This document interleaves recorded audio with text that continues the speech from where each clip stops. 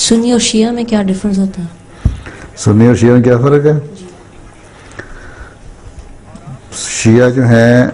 وہ یہ ساری کہانیاں بھی سنی ہے نا حضرت امام حسین کا قصے کی، وہ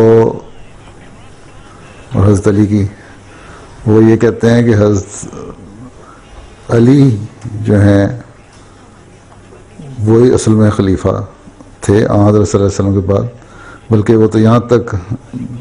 زیادتی غلب سے کام لیتے ہیں کہ شاید نبوت بھی انہیں کو اترنی تھی،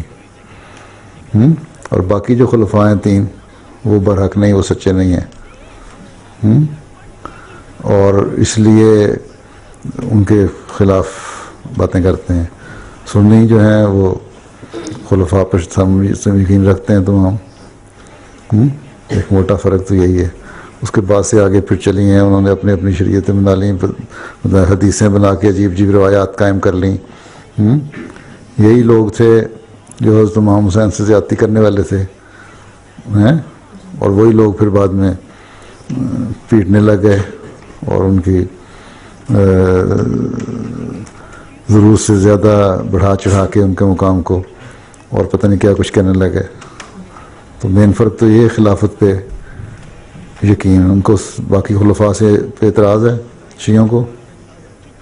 صرف حضرت علی کو سب کچھ مانتے ہیں اور آگے حضرت امام حسین اور حسن اور آل رسول کی نسل میں سے ہیں، اور سنی جو ہیں وہ اصل جو سنت ہے اس کے اوپر عمل کرنے والے ہیں وسلم کی۔